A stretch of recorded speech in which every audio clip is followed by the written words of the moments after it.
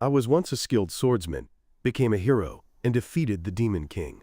But in the process, I lost everyone I loved. But when a mysterious crystal set me back 4 years, I trained to become the strongest, hoping to rewrite my destiny.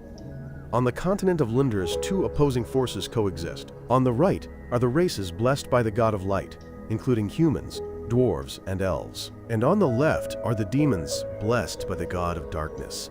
These two forces have been fighting each other for thousands of years. But 300 years ago, a rather benevolent demon king ascended to the throne and ended all aggressive actions against humanoid races.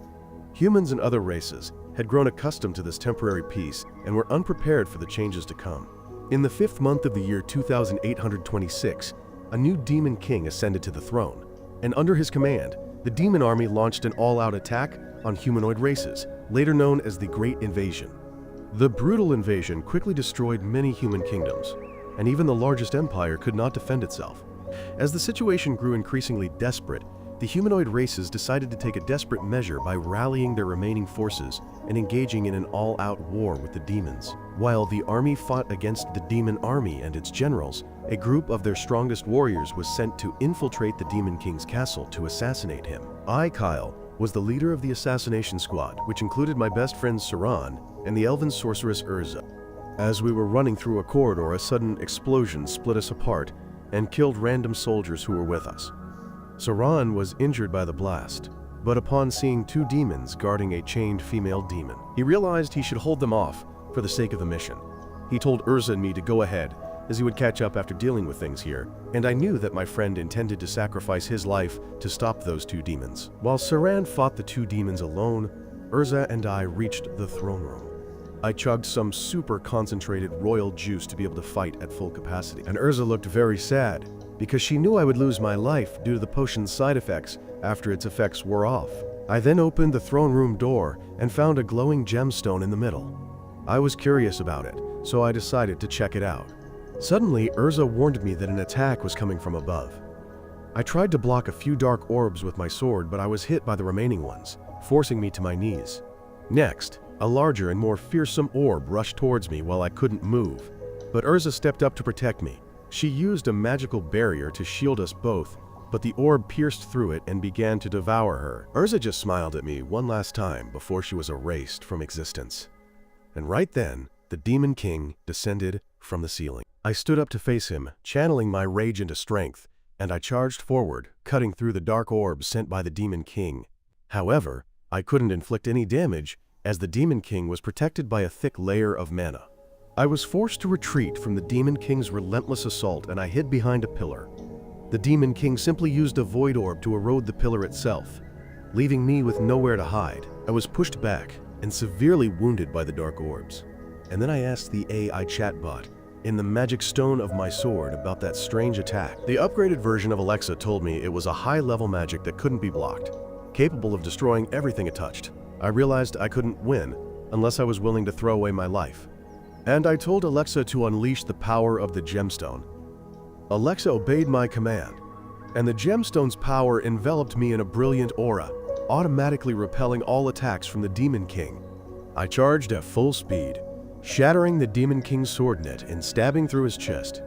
But the Demon King retaliated and inflicted a fatal wound on me as well. I kept pushing forward until my magic stone and sword shattered, but it was enough to destroy the Demon King. He exploded into a cloud of black feathers. I thought it was finally over, and I could now die in peace. I thought about how everything I ever wanted to protect was now gone, including my family, friends, and even the girl I loved. I fell to the ground, but then a black feather fell beside me and vanished. And the very next moment, the magic stone began to glow. I stood up and realized that if the crystal went out of control, the consequences could be catastrophic. I got up and walked towards it. Stumbling with each step, I grabbed the magic crystal, and suddenly a magic circle appeared around me. When I opened my eyes again, I found myself in my room, and my town was still intact. I burst into tears, thinking this was a dream before my demise. But then my childhood friend, Lise, entered the room to wake me up. She was worried to see me crying, but I couldn't contain my emotions upon seeing her again. I hugged her tightly, and Lisa, a true Sunder, blushed in embarrassment. I didn't know she was real, so my hand went a little too far south. And then I lost my balance, falling on top of Lisa as she lay in bed. That was too much for her to handle. So she threw me back and then punched me hard enough to break a rib, leaving me breathless. She yelled at me that I should at least treat her to dinner before attempting anything further, and then she ran out of the room. Only then did I realize I could feel pain, which meant this wasn't a dream. Then I suddenly noticed that the red crystal from the Demon King's castle was still with me, and I wondered what was happening. I found myself looking young and unharmed, which confused me even more. But then I began to suspect that I might have traveled back in time. I immediately dismissed that thought because time travel was impossible. Otherwise, someone would have shown up at Stephen Hawking's party. Suddenly, I was distracted from my thoughts by hunger, and I saw a lavish meal laid out for me. I knew Lisa cooked it because neither my mother nor I knew how to cook, and I was so happy to have her. Since it was the first time I had delicious homemade food in years, I ate a bit too much and cleared the whole table. And when my best friend Saran arrived, he was completely shocked. He asked me if I was preparing to beat Luffy in an eating contest. He was disappointed because he also wanted to eat those delicious-looking dishes. And I suddenly asked him about the date today. When I learned it was the 5th month of the year 2823, I was horrified because it meant I had truly returned to the past. Saran then reminded me that it was my birthday today, and that he would forgive me for eating all the food as a birthday gift for me. Saran decided to go beg Lise to make him something to eat, and I decided to seek answers from the most knowledgeable person I knew. I walked into a warehouse next to my house and descended into the basement that my mother had turned into a library. As soon as I saw her, I was reminded of the pain I faced, seeing her corpse in the past, but I snapped out of it when she spoke to me. I told my mother that I had a question related to magic. And since she was one of the few archmages in the entire country, almost no one knew more about magic than she did. My mother was pleased to hear this, and then I got to the main point, asking if there was a spell to reverse time. She told me that there were spells that could manipulate time, but they were practically unusable due to the immense amount of mana they required. She said that even the greatest mage in history couldn't reverse time, even for a single second. And I asked if it might be possible if someone used a magical artifact to store mana. My mother said that was a good idea, but gathering that much mana would take at least 1,000 years. I asked, so what if someone used forbidden magic to convert human life force into magical power?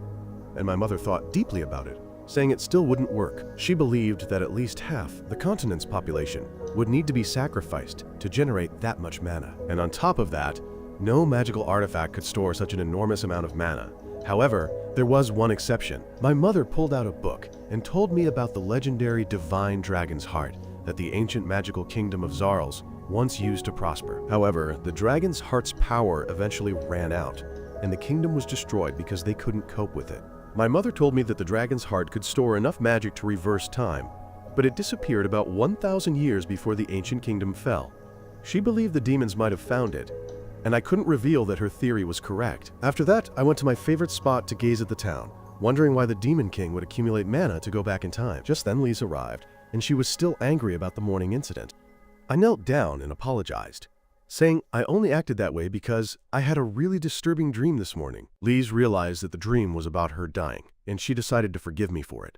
Then she wished me a happy birthday, and I immediately remembered the invasion by the demon army that attacked my hometown first because we lived in the border region. The demons burned our town to ashes, killing everyone, and that was how I lost Lise. I had sworn revenge for her, but this time I decided I would protect her and everyone I love. I declare that I will change my destiny and the destiny of the world at any cost. That night, I recorded all the major events that were about to happen to help myself prepare for the future. But I knew that wasn't enough. I thought I could start my journey by continuing to practice and go into the forest to see my current level. The first thing I did was to visualize the Demon King and try to fight my memory of him. The Demon King turned out to be the final boss in my imagination, and I could physically feel his attacks as I tried to parry them with my sword. I couldn't keep up with the Demon King's rapid attacks because my body lacked training, so I decided to self-reinforce with magic to compensate. I chanted incantations to increase my speed and agility, and found that my spells were now much more effective. I didn't think much of it, and charged straight towards the Demon King, who initially acted like a stormtrooper, missing all his shots, but then unexpectedly hit me in the head. I fell to the ground, realizing that even with magical enhancements, my body couldn't keep up with the skills, and I needed to work hard if I wanted to change the future. While I was gasping for breath on the ground, Lys and Saran were watching me from behind the bushes, wondering what had happened to me because just 3 days ago, I would have given up a long time ago. Just then, Saran's mother Isla arrived, and after checking on Lys and Saran, she asked what was happening with me because it seemed like I was training to fight an extremely fast and strong enemy. Lys replied that she was also confused by it because just a few days ago I was depressed and unmotivated, and Saran could confirm that. Layla said that if a guy suddenly gets motivated, the reason can only be a woman, and Lys was shocked to hear that. Seeing her so shocked and jealous made Isla retract her theory because if I could get to second base with a woman, it had to be Lys. Well, she didn't understand that, and in a jealous rage, she went straight to me and grabbed my collar. She asked me who I was seeing as she started shaking me violently. Then finally, I threw up my breakfast, which was mostly salad given the color. After that, she made a delicious lunch to apologize for her sudden jealousy, and everyone was happy about it. Now that we were all gathered in one place, I decided to ask them who had enough influence to get the attention of multiple nations. Saran said that any king could do it, and my mother said that the highest-ranking priests of the Earth Goddess also had great influence. Isla thought for a longer while and said that the hero Randolph, who defeated the Demon King 300 years ago, was also highly respected, and all human races would listen to him. Now that I had the answer to who were the most influential people on the continent, I realized that I couldn't become a king or a high priest in 2 years, but I could become a hero, and then I could make humans prepare for war. That night, I was studying alone in my room. When Saran arrived, he was surprised to see me surrounded by so many books, and asked me if I was sure about becoming a hero. I said that I intended to work hard for it, and asked Saran if he had any ideas that could help. Saran just told me to go kill the Demon King, because then I would certainly be called a hero. But I reminded him that that was the ultimate goal. Saran then said that a hero needs power to be recognized, but I believed that money was more important. I explained that a hero does not accept rewards or money to help people, but he still needs money to travel and maintain his equipment. Saran saw the logic in my argument, and then I told him that the next thing a hero needs is connections with the rich and powerful. The third element to becoming a hero is luck, and I said that only those who are in the right place at the right time have the chance to rise and become heroes. I declared that I was willing to do anything to become a hero, and he said that was not something a true hero would say. He felt that I didn't truly want to be a hero, but instead, becoming a hero was just a stepping stone to another goal. I told him he was right, but I just asked Saran to trust me on this. Saran wished me luck, but I planned to soon drag him into my scheme. After that, I continued to work on my strategy to acquire money, connections, and luck. Soon after, I told Isla, who was also my teacher, that I would be embarking on a journey. Isla told me that it was a good idea and asked me to take her son with me. That was my plan all along. And as I thanked the muscular mother for allowing me, the guy asked if anyone had asked for his opinion. Soon after, I told Lys about my plan to embark on a journey to the capital and beyond. Before she could say anything, I made it clear that I would not take her with me no matter how much she begged. She was furious that I was taking Saran but not her, even though she was also training and was strong enough. I told her that friends come first, and then said that I wanted her to be in a safe place because my journey would be very dangerous. Lys was about to say something, but this time I quickly kissed her, leaving her completely speechless. I promised that when I returned, she would be the first person I wanted to see. Lys couldn't say anything to that, and she just asked me to promise that I would return home safely. After that, we went to the market to do some shopping before I left, and Lys noticed a beautiful elf girl in the distance. As soon as I saw her slanted face, I recognized the elf girl named Urza and walked towards her, completely ignoring my girlfriend. I went to Urza and remembered that she was my main girl after I lost Lys in my previous life. I recalled a scene from our private moments when she told me to call her by her real name when we were alone, but I accidentally called her by her real name in public. The elf girl, commonly known by the name Urza, was startled to hear this because this was the first time she had met me. She was ready to draw her weapon, and I panicked as I realized what I had just done. I grabbed her hand to stop her, and then used a spell to put her to sleep because I knew her real name. She fell asleep in my arms, and as I wondered how to explain everything to her, when she woke up, I realized that I had bigger problems to deal with. Lys was standing behind me, seething with anger because she had caught this bastard cheating just hours after they had their first kiss. I tried to explain everything to her, but she was unwilling to listen to anything and declared that she would accompany me on the journey to ensure I didn't fool around while she was waiting. Anyway, Urza soon woke up in my house and she was almost ready to kill me. She asked how I knew her real name because only she and her parents knew. I couldn't tell her that she would tell me the name herself in 4 years when we fell in love. So I just promised to explain everything to her later. Urza was not satisfied with that. So I suggested we could make a pact that would prevent me from using her real name for evil purposes. Urza was shocked because ordinary people didn't even know about such pacts, and she asked me if I was serious, because if I broke the pact, I would die. I told her that I was serious and was ready to make the pact immediately, but she said that she could only make the pact on a full moon night, which was a few days away. She said that she would stay in this town until then, but I surprised her by saying that I would be leaving the next day. Urza had no choice but to come with me, so Lise also followed to prevent an elf girl from stealing her man. The next morning, as my party and I were ready to leave, my mother became emotional, and my father was also there, but I barely recognized his face because he was never home. With that, the four of us set off. And basically, I had convinced Urza to accept joining my party. I said that we would go to the capital later because first I wanted to go to the Sunyard mountain range, which contained the dungeon of the legendary Magic Queen. Saran said that it was just a legend, but I pulled out a map of the dungeon, saying that the dungeon was real, and the map even pointed out the location of the treasure room. Both Saran and Lise began to pity me, thinking that someone had tricked me by selling me a fake map, and I understood why they reacted that way. However, when Urza looked at the map and said that it was made from the bark of the world tree, using a technology that became extinct 2,000 years ago, which meant that this map was real, Saran and Lise believed her immediately, which annoyed me. But then they commented that the treasure room was too far, and it would take a lot of time to get there. I told them not to worry, because I already had a plan, and my plan was simply to dig a tunnel to get to the treasure room fast. While Saran and I were digging, Urza became the supervisor, ordering us to do everything correctly. When we rested at night, Lise had prepared dinner for us with the bear she had killed with her bare hands. After a few days of digging, we were almost about to reach the treasure room.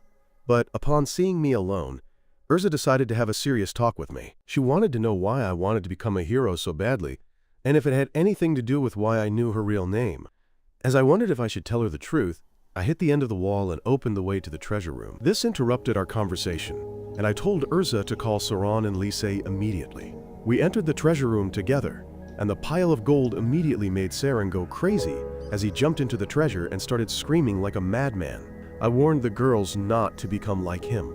Immediately after that, I decided to keep everyone busy with gold and ran to a secret room where the real treasure was hidden, which was the sword I used in my previous life. The sword appeared before me in the form of a low-level spirit, who praised me for overcoming various challenges and arriving here safely. But I just covered her mouth, saying that my friends would hear.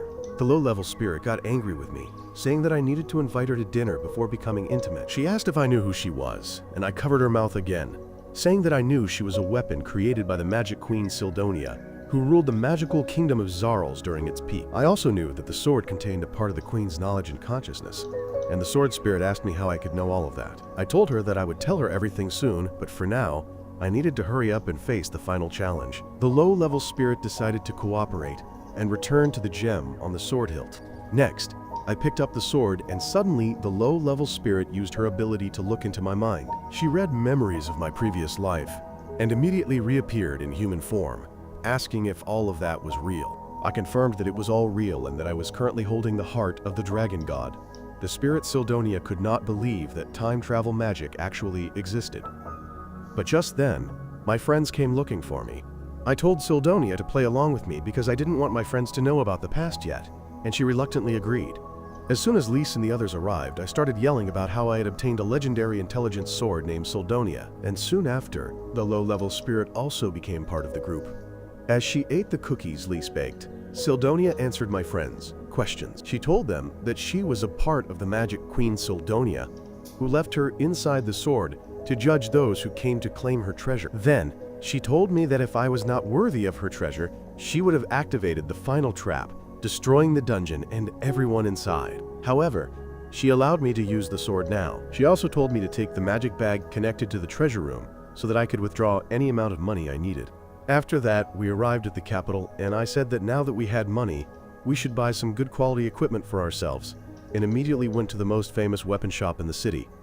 The cold receptionist greeted me and asked if I had a referral from their regular customers, and I suddenly remembered that this shop was a bit exclusive, and new customers had to pay a deposit before entering.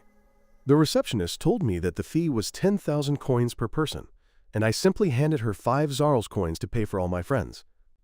The receptionist quickly led the group inside where the shop owner Fezba welcomed them. Sildonia immediately recognized some weapons made by a famous blacksmith during her reign and started bragging about how she knew that blacksmith and that he wasn't even that good. I covered her mouth, telling Fezba that this girl really had a vivid imagination, and then we distracted Sildonia with some snacks. I went to look at the best armor the shop had. Fezba told me about the armor made from dragon skin and phoenix feathers, explaining that it was really expensive due to those raw materials, but I decided to buy it without haggling. I told my friends to buy whatever they needed for the upcoming journey. And soon after, Lise bought a pair of gloves, while Urza bought a protective amulet with a spirit stone. The other guy also bought a set of armor, and then started flirting with the receptionist, who ran away thinking he was a pervert. Then I asked Fezba about some magic stones, and he showed me one that contained explosion magic inside. I decided to take it, and then asked for a magic stone that would be more effective against reptile-like monsters. The shop owner brought out an ice magic stone, and I said that I would take all the quantity he had in stock, along with all the healing potions. Fezba's panic grew as I continued to add items to my cart, and seeing the full payment up front left him stunned. Anyway, after the shopping spree, Saran was worried that nasty rumors about us might start, but I told him that we would leave the capital tomorrow, so those rumors wouldn't matter. Saran was horrified to hear that, and he immediately decided to go to the bars to flirt, while Lisa and Urza decided to explore the city together. Sildonia also wanted to eat all the snacks she could, but I stopped her to discuss an important private matter. When we arrived at a hotel room, I asked her if the future could really be changed, and Sildonia gave me a theory about how I had come to a different universe when traveling to the past. She said that the future would not be exactly the same, but major events would still remain, like the Great Demon Invasion in 3 years. However, the future could be changed if we put in effort, and that was enough for me. Suddenly, I realized that because I had come to this world with the heart of the dragon god, the version of this universe's heart should still be with the Demon King. Sildonia heard my concerns and said that she had a theory about it. She said that the most terrifying forbidden spell was to merge souls to increase magical power, and they had tried to research it in her time, but they had failed miserably. Then, she asked me to think about what happened to the soul of this world's Kyle, because I clearly came from another world. I suddenly realized that my soul had merged with the soul of this world's Kyle.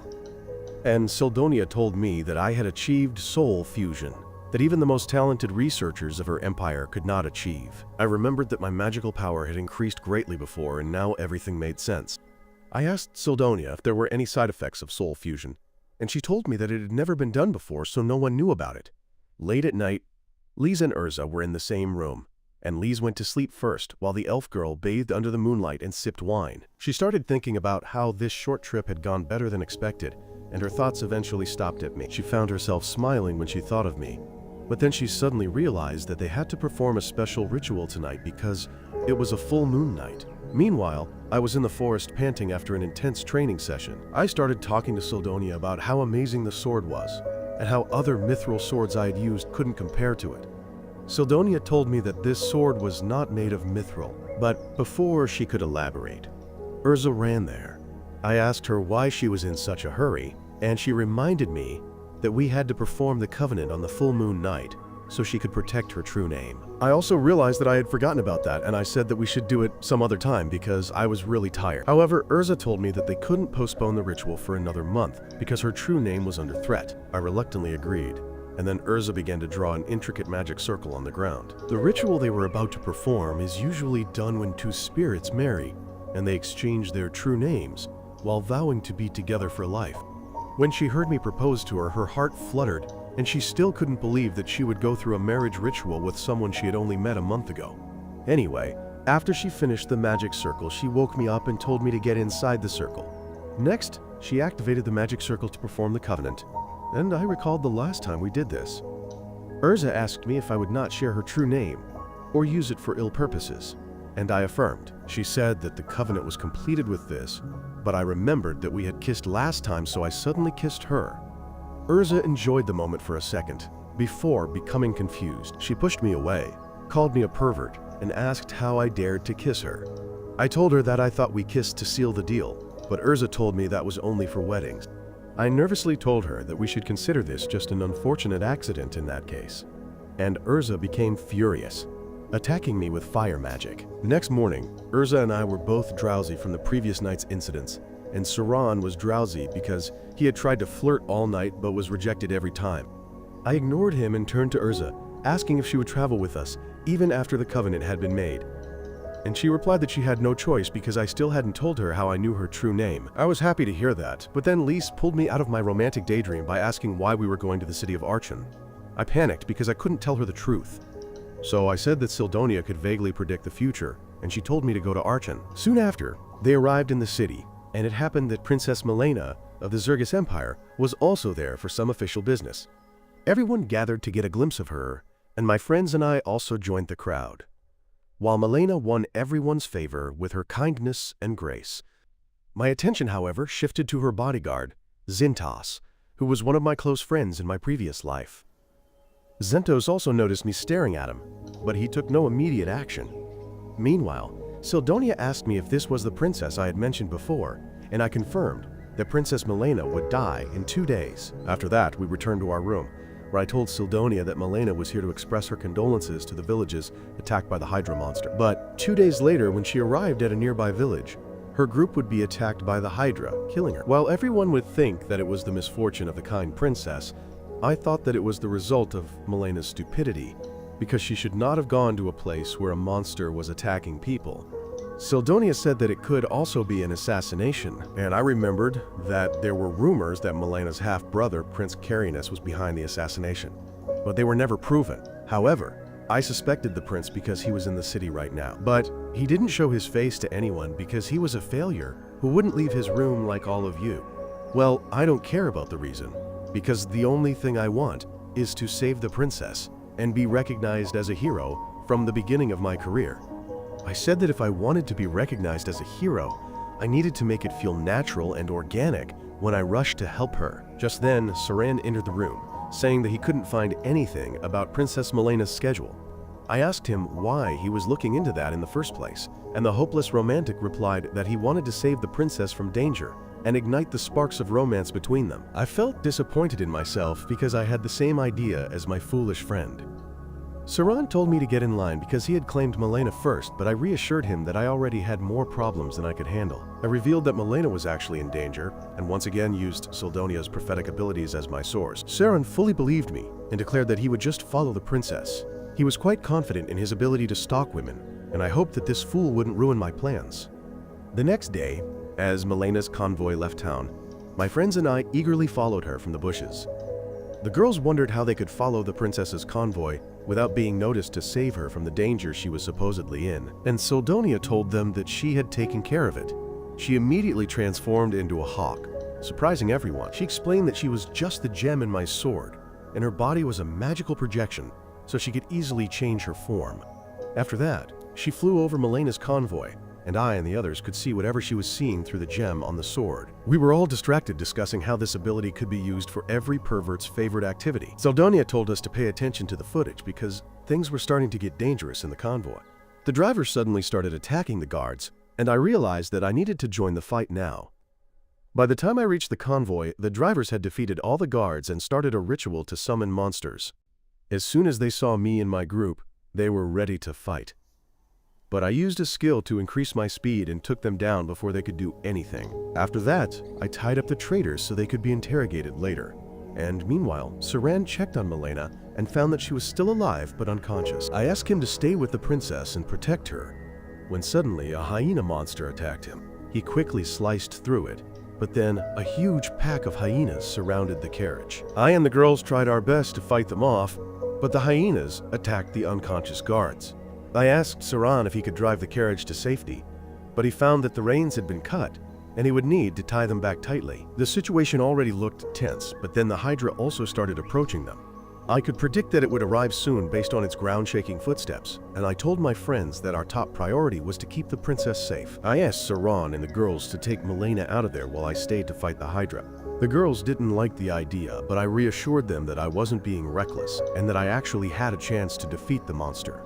Urza decided to trust me, and then I ran off to face the Hydra. Sildonia asked me if I was sure I could defeat such a powerful monster alone.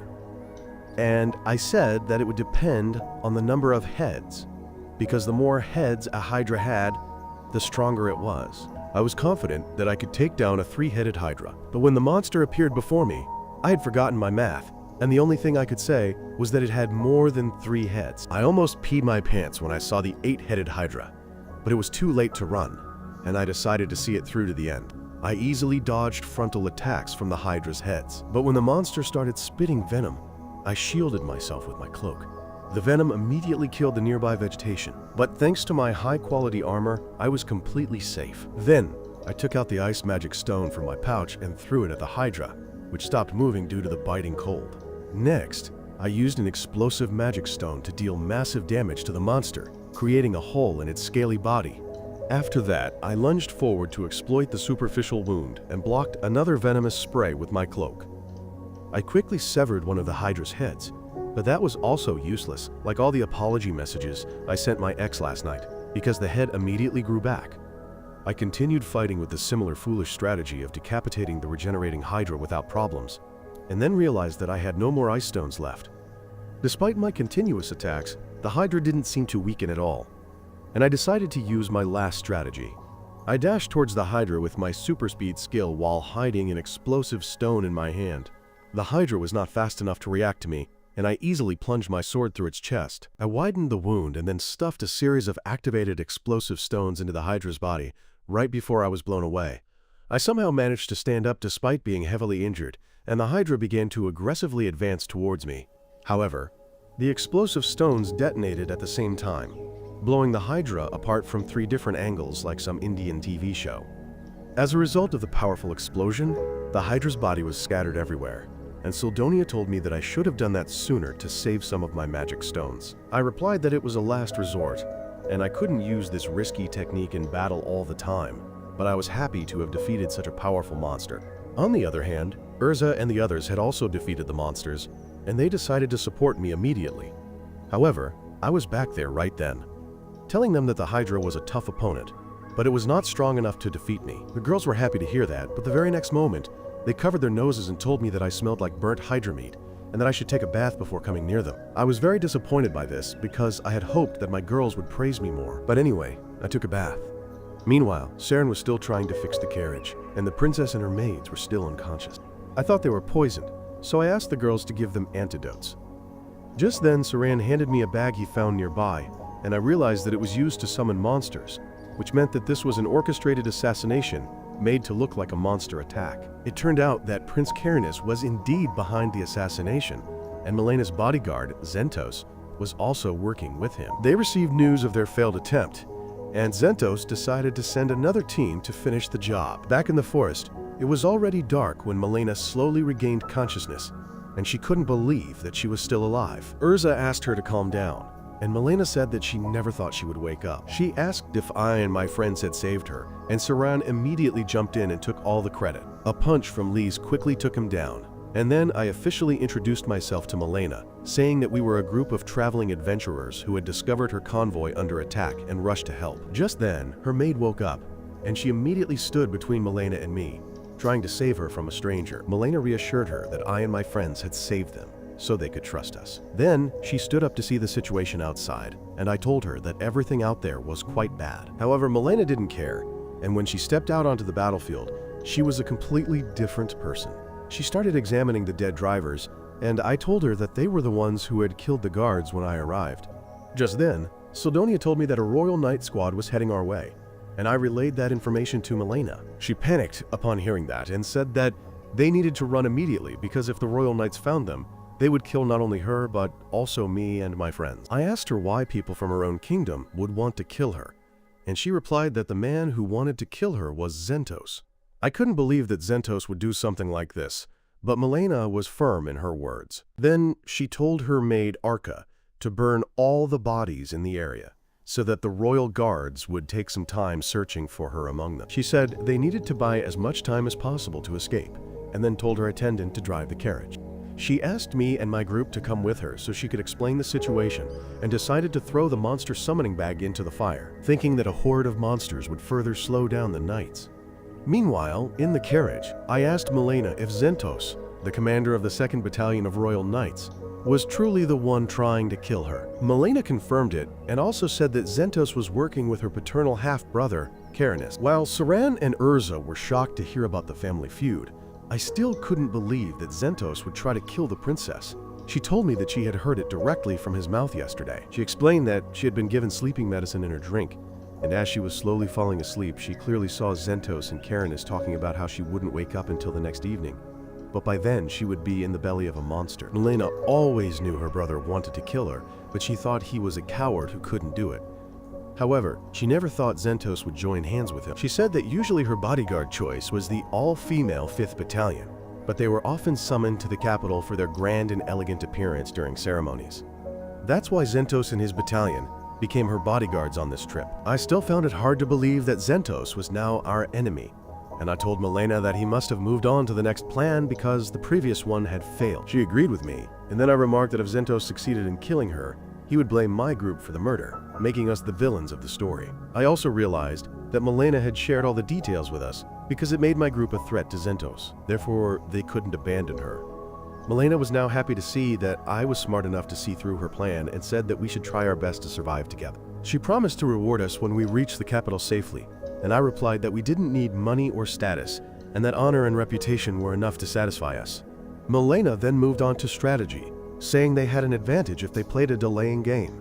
The 5th Battalion was expected to arrive in Archon City the next day, and they would immediately come looking for her when they discovered she was missing. They were as strong as the 2nd Battalion commanded by Zentos, and if any commotion arose, it would harm Zentos more than them. Saran suggested they hide in the nearby village until reinforcements arrived, but I said that was a foolish idea. Zentos would probably burn down the entire village to kill them, and that would put many innocent people in more danger without a chance of success. I suggested we turn back and go to Archon, because it had thousands of people and our enemy couldn't kill all of them. Furthermore, we would meet the 5th Battalion sooner this way, and together we could defeat Zentos. Malena said they would run into the pursuers if they turned back now, and I told her we would deal with them when we got there. First, we stopped to resupply, and meanwhile, I sent Sildonia to scout. She found out that Zentos was not with the knights, and I said that made things very easy for us. Malena was surprised by the abilities of my intelligent sword, and then by the countless magic stones my group had. Just then, Lise handed her a box full of first-class healing potions, telling her to take one if she got hurt, and Malena was even more surprised. She asked, "Who exactly are they?" And I replied that they were a group of ambitious heroes. Carrie Ness, on the other hand, was furious because Zentos had failed in his mission to kill Malena. Zentos, however, calmly assured him that he had sent his men to finish the job that the monsters couldn't. Karen told him to go there and kill the princess himself, but Zentos reminded him that when the 5th Battalion arrived in the city and discovered Malena was missing, they would interrogate him, which he wouldn't be able to handle. Carinus backed down upon hearing that, and Zentos assured him that he wouldn't fail his mission this time. Back in the forest, the knights saw Malena's carriage approaching them, and the vice commander told his men to shoot the horses and stop them.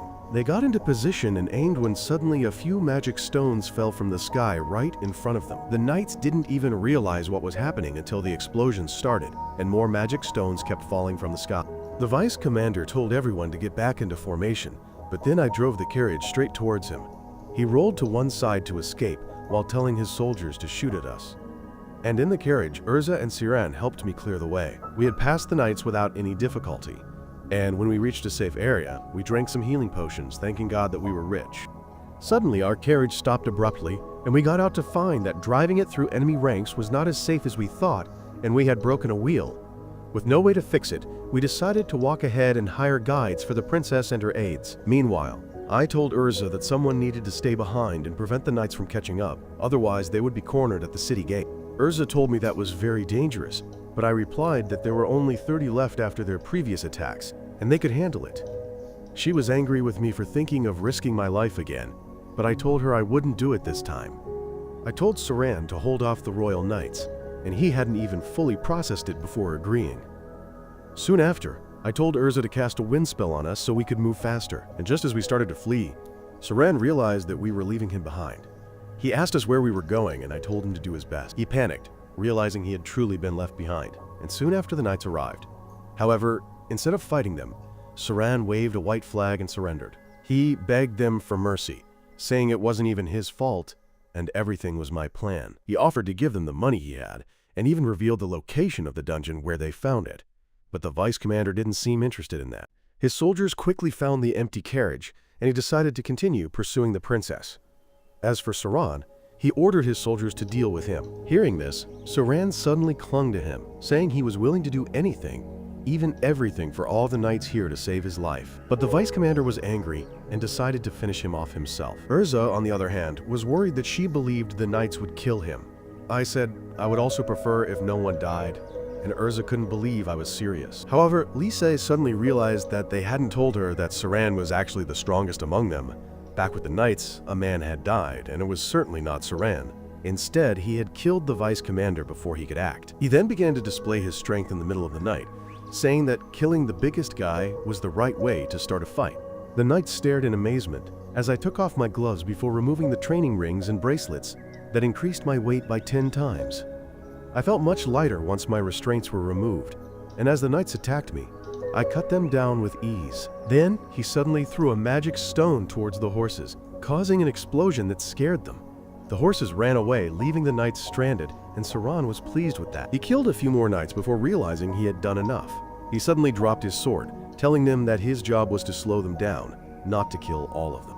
Now that their leader was dead and their horses had fled, they would not be able to catch the princess.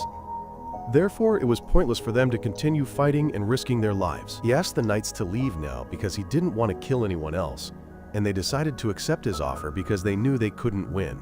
However, he was just toying with them, and as soon as the knights turned their backs on him, he threw some explosive magic stones to take them down. The survivors were killed by his swift and brutal attacks.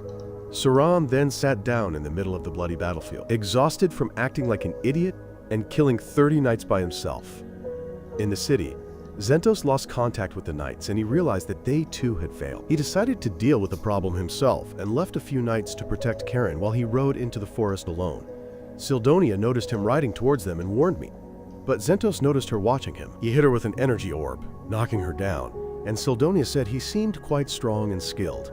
All this was enough to tell me that Zentos was approaching us, and I immediately stopped my group. I told Lise and Urza to protect the princess, and if things didn't go well, they should turn back immediately and meet Saran. Milena asked me if I was sure I could fight one of their kingdom's strongest knights alone, and I replied that I didn't want to fight him. But now there seemed to be no other choice.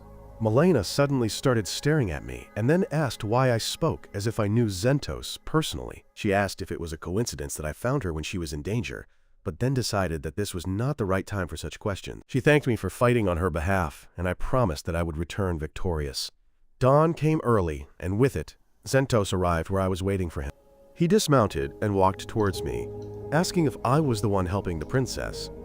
I affirmed and asked why he was alone when he had more knights. Zentos replied that he didn't want any more of his men to die for something that didn't concern them when he was enough to get the job done.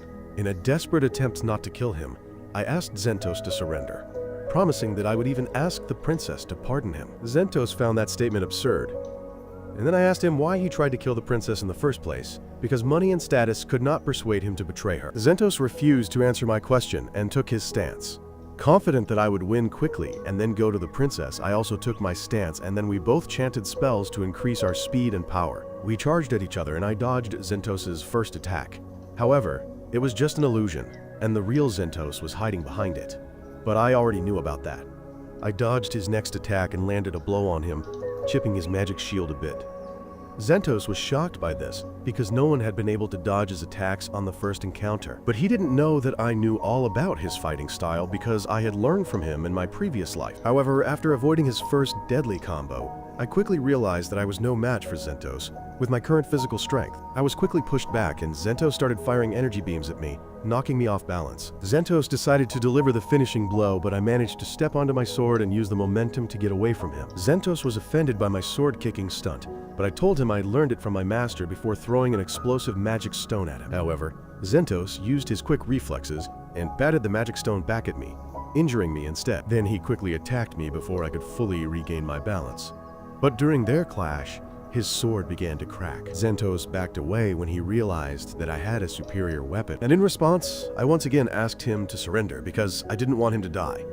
Zentos replied that the best way to do that was to be killed instead. He knew he couldn't waste any more time, so he decided to deliver the finishing blow with his next attack. He took his stance and exuded a terrifying aura, and I also prepared to face him. Zentos asked for my name before they dueled, and I introduced myself, asking him to remember my name. With that, they charged at each other, and Zentos blocked my attack, leaving me defenseless. Then he attacked me with full force, but his sword shattered as it struck my armor, or rather, the heart of the divine dragon. Zentos realized that he was now at a disadvantage, and I steeled my heart as I delivered the finishing blow to my friend. I slashed him across the chest, and Zentos fell to the ground, bleeding profusely. He asked me if I had let him parry my sword to bait him into this position, and I replied that I hadn't. Zentos had actually outmatched me in every way, but I knew he would go straight for the kill, and I was prepared for that. Zentos remarked that I was a strange man, and then whispered that he was sorry before passing away. With a heavy heart, I apologized to him, saying that there were things I had to protect at all costs, even if that meant killing old friends. I started to cry because Zentos was one of the things I wanted to protect, but it was too late for that. Now back in the city, Carinus was impatiently pacing his room, wondering why Zentos was taking so long. Suddenly, he heard someone approaching and thought it was Zentos, but unfortunately for him it was the commander of the 5th Battalion Killen, who ordered her girls to burst into the room and apprehend the prince. Carinus ordered them to get away from him at once. But then Milena walked into the room, and he went completely silent. Milena ordered Killen to apprehend Carinus and interrogate him and use force if he refused to cooperate with her. She left the room with that, and the wretched prince's shouts turned into screams as the female knights began to beat him. Upon leaving the room, Milena thanked me and my party for helping her survive this ordeal. She brought us to the royal palace to thank and properly reward us, and Saran and Sildonia immediately lost all control at the sight of the girls and food there. I apologized for their behavior, but Milena told them it was not a big deal. Just then, the king arrived, and she awkwardly rushed to hold his hand instead of embracing him. She then introduced him to me and my party, and only I was courteous enough to properly greet the king. However, the king told me that there was no need for formalities here. He thanked my party for saving his daughter, and then started wondering why Zentos was involved in a plot to kill Milena. He told me and my friends not to reveal this secret to anyone, and I promised that we wouldn't do anything to harm their country. Soon after, a false official story was circulated throughout the kingdom, saying that both Milena and Carinus were on their way to a territory affected by tragedy when they were attacked by dangerous monsters. The knights commanded by Zentos tried their best to protect them, but ultimately sacrificed their lives. And Carinus was so gravely injured that he was still recovering in a secret location. The part about me saving Milena was the only true piece of information revealed. And soon after, the day I received my reward, along with my party, also arrived. I was awarded the Medal of Honor for saving the princess, and the crowd quickly accepted me as a new hero. However, the danger to Milena's life was still there, because the mastermind behind the attack was neither Carinus nor Zentos, but the king himself. This man was jealous of his daughter because she was more talented than him in every way, and when she became queen, she would make the country great again, something he could never do. He feared that he would not be remembered in history because of her, and he didn't want that to happen. As the king was wondering what he could do to kill Milena, I entered his room disguised as an assassin. The king was terrified when he saw me, but I quickly went behind him and muffled his mouth before he could scream. I started talking about how he had refused my offer to help the dwarves as soon as the great invasion began, just to maintain diplomatic prestige. His foolish decision caused the dwarves to lose, and as a result, the demon army was able to easily advance into the center of the continent and conquer other nations. I said that I couldn't really blame his idiocy, but before that, when Zentos apologized to the king with his last breath, I realized everything.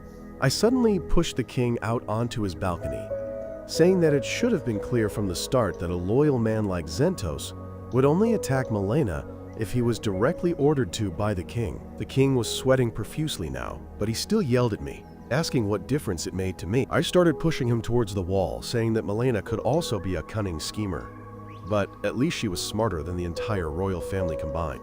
The king started struggling to break free and managed to rip off my disguise, but it was too late for that, as he was pushed to his death with it. The guards were horrified to find his body and thought he had slipped off the balcony because he was too drunk. However, to protect his image, the official story said that he had died of a heart attack. News quickly reached my party, and Saran secretly rejoiced that the king had survived long enough to reward them. Otherwise, They would have had to wait a very long time to receive their medals. He was also happy that Milena would soon ascend to the throne, but what concerned the whole party was that she had summoned me for a private meeting before her coronation. In the meeting, Milena told me that she was engaged to Prince Mare of the Gargan Empire, and I was shocked by this news. Milena explained that their Zergus Empire had once made a deal with the Gargan Empire, and in return for Karen's territory, she had been promised in marriage to the prince. Now she intended to officially reject the engagement because the men who decided it were fools and didn't even bother to sign a contract. Furthermore, Karen's territory was not officially tied to the engagement. Therefore, it would still be a part of the Zergus Empire. However, Milena wanted me to visit Karen's governor and seek his approval for the annulment of the engagement before she could do anything on her part. This task felt like a burden to me, and at night I couldn't stop thinking about it. Sildonia appeared beside me, asking what I was worried about, and I told her that I was concerned about the Gargan Empire's reaction. She replied that I should be more concerned about Karen because it seemed they were having some troubles of their own. She pointed out that Karen's governor had not appeared at the king's funeral, which meant something was keeping him really busy. Sildonia thought this was another one of Milena's cunning tactics, and she hoped I would solve the problem without her having to spell it out. I felt much better hearing this because this would help me improve my reputation as a hero, and also because I wanted to stay as far away from Milena as possible. However, I had to meet her once before setting off on my mission, and Milena asked me to join the Royal Guard and become her personal knight because she wanted me near her 24/7. I was taken aback by her intense flirtation and told her I had other things to do, but if she needed me, I would come running. Milena suddenly told me she was just kidding and wished me luck on my journey, and I threw a tantrum once I got back to my friends because I had secretly hoped that the princess would take an interest in me. Anyway, I led my group back to the elite weapon shop run by old man Fezba, who was happy to do business with me once again. He congratulated me on my medal and wished me many more achievements in the future. When Saran interrupted him and asked if his sword was repaired, Fezba immediately handed him the sword, saying he had his best craftsman work on it. But Saran asked if he had anything better. The shop owner apologized that he didn't have anything like that, but he promised to use his connections and find him a better sword. Afterward, I asked him if he knew anything about Karen since we were heading there next, and Fezba immediately told me it was a challenging place. He said that the blacksmiths guild ran the entire city, and they had created many problems that made their business difficult as well. However, he said that things had started to get a little better ever since Karen became part of Zergus. I thanked him for the information, and then Fezba told Saren that he might be able to find a sword that suited him and Karen, since it had a long and rich weapon-making culture. With that, Saran and I reunited with the girls, and together they set off for Karen. A few days later, my group and I arrived at the city of Karen, which was built on a mountain. Everyone was surprised to see this and wondered how they could build a city around the mountain. Suddenly, Sildonia appeared from the sword, revealing that the people of Karen didn't build the city around the mountain, but rather they built the mountain around the city. That was even more illogical than Trump's tariff plan to the whole group, and Sildonia said that the city was built as a defensive outpost against demons during the golden age of magic. Afterward, they found massive ore veins beneath the city and used magic to bring them to the surface, creating a mountain in the process. While everyone was marveling at the ancient magic, a group of wyvern knights from the Gargan Empire flew overhead. They headed straight towards the city of Karen, and Saran hoped that the wyvern knights had nothing to do with the problem they were there for. They entered the city and immediately went to the embassy to speak.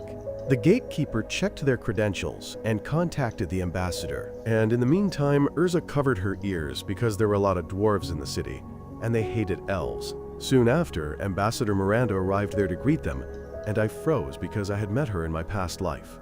To break the awkward silence between them, Lisa pushed me forward, and the smooth criminal took the opportunity to grab Miranda's hand and introduce himself.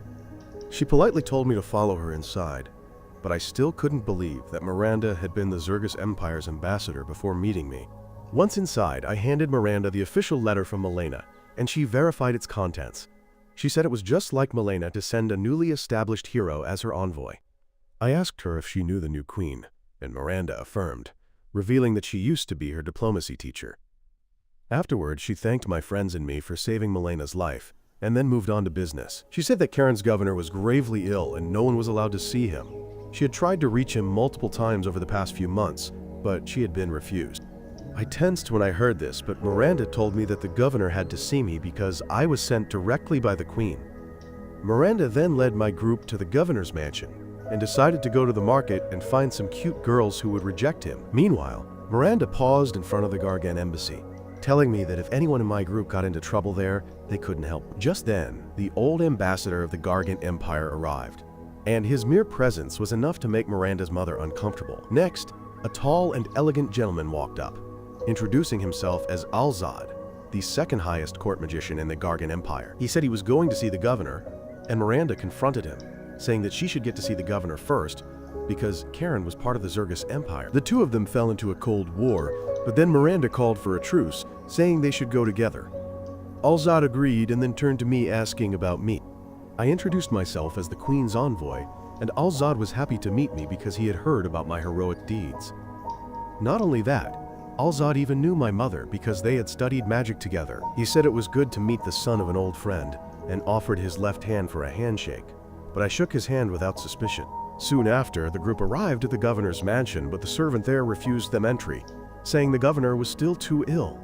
Miranda became angry with him, saying that if the governor didn't recover soon, they would have to dismiss him and appoint someone new, and the worried servant could only agree with her. Seeing that they couldn't meet the governor, Alzad left first, but Miranda knew that he wouldn't sit still. She was sure he knew about the cancelled engagement, and in such cases, the Gargan Empire often tried to intimidate and bully others. She decided to appoint a new governor who could handle any loophole trying to harass him, and she already had the ideal candidate for that, in the form of Karen's best blacksmith. Meanwhile, Saran was wandering around the city because he couldn't find a pretty girl or a good weapon. Suddenly, he heard a girl screaming and saw her being harassed by a group of men. Saran immediately punched the harassers away, but it turned out the person he saved was a guy who looked like a girl. Saran panicked upon realizing he couldn't tell a guy from a girl, and he decided to leave the poor boy to his fate. However, he suddenly had an idea, and he asked the boy if he had a cute sister like him. The boy affirmed, and that was reason enough for Saran to continue protecting him. And the thugs were shocked by the one-sidedness they were witnessing. Anyway, the thugs attacked him, but he didn't need to put in any effort to defeat them. The guy thanked him, and then introduced himself as Go, a craftsman of magical items. Saran asked him why these men were attacking him, and Go replied that they were debt collectors. At first, Saran thought Go was having some family issues that led him to borrow money. But then he learned that he had asked a wealthy man to invest in his project without telling him it would take 10 years to complete, and that was why he had sent thugs to attack him. Saran secretly agreed with the debt collectors now, but he didn't really care if he could meet Go's sister and flirt with her. At this point, Go revealed that his sister was already married, and he had deliberately hidden this fact because he knew the Simp Lord wouldn't have saved him otherwise. Saran completely broke down, and he hit Go when he tried to act cute after all this. On the other hand, Miranda arrived at the mansion of the dwarf blacksmith Gazes to convince him to become the new governor, but he wasn't interested in politics and such things. Miranda couldn't sway him, and I realized why she wanted him to be governor in the first place. Just then, Saran arrived there with Go, who turned out to be Gazes' son. Go saw that Miranda was trying to convince Gazes about something, and he knew that since they were both stubborn, it would take a very long time. So he invited everyone for tea while they waited. While Go prepared the tea, my friends and I looked around. I remarked that Go looked more human than dwarf considering he was the son of a dwarf, but Go replied that he was fully human. He explained that his mother had him and his sister before marrying Gazes, and she had passed away a few years ago. His sister had also recently gotten married, so now it was just him and Go living there. He suddenly noticed Saran holding a bottle of super glue and told him to put it away before bringing everyone their tea. As I tried to clear the table, I saw a blueprint that shocked me, and Go told me it was an ancient magic weapon he was trying to restore. I remembered the gigantic Hulkbuster golem I fought alongside in my past life very clearly, and now I realized that Go himself was the one who created it. I was truly impressed by that, because the golems Go created had achieved more than all the human soldiers combined in the war against demons. The golem-making technology was lost when the Zarls Empire fell. But in the later stages of the Great Invasion, prototypes were deployed by the Gargan Empire and they were quite useful. I immediately called Sildonia for help, as she knew best about the golems. Sildonia was also impressed with Go's designs as they were quite accurate, and she told me there was a high chance of success. I was overjoyed to hear this, because if we could start mass-producing golems right now, we would have a much higher chance of winning when the battle with the demons begins. I climbed on Go, telling him to build those golems as soon as possible, but he replied that they would take another 10 years. I told him to reduce the time to 1 year, and if he needed money, I would take care of him. I immediately poured out a bag full of Zarl coins, and Go thanked me, promising to start working on the project quickly. After that, I asked him to keep this a secret, and Go told me that he also had other patrons. I told them to return their money immediately because he didn't need any other sugar daddies. Go was really happy because he had gotten the best investor possible, but Sildonia was a little surprised by my enthusiasm. On the other hand, the negotiations failed, and Miranda returned empty-handed. She told Gazas that she would return, but he told her it was unnecessary. Miranda just pouted and left. And then, I decided to approach the master blacksmith. I said I needed a great sword for my friend, but Gazas simply told me he wasn't taking any orders at the moment. However, Go was there to defend his sugar daddy, sponsor, and he asked Gazas to at least listen to me. Gazas decided to listen to his son's request and quickly turned back. Noticing Urza's ears, he told her to relax because he was not a racist. But Saran interjected, saying he needed a sword because his current one wasn't good enough. Gazas could tell that the sword was made by a skilled blacksmith from the scabbard, and he said that not many swordsmen could honestly say they needed a better sword. However, Go also defended him. And then Saran said he wanted a sword like mine, if possible. I drew my sword at this moment, and Gazas froze upon seeing a legendary weapon before his eyes.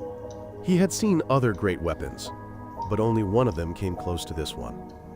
He said he couldn't make anything like this, and asked us to come back later, because he wasn't in the mood to talk anymore. As my group left his house, we started talking about the other legendary weapon Gazas had mentioned, and Sildonia began to sulk, saying no weapon could compare to her. After that, I spoke with Sildonia, saying we didn't get an answer from Gazas, but at least Golem was a good find. I thought that in the previous timeline, Go had been unable to create them, and had to sell the blueprints to cover his debts, which is how they eventually fell into the hands of the Gargan Empire. I felt that we should cooperate with the Empire because of their advanced technology, but at this point, with their relationship with Zergus not being so good, it could start a war.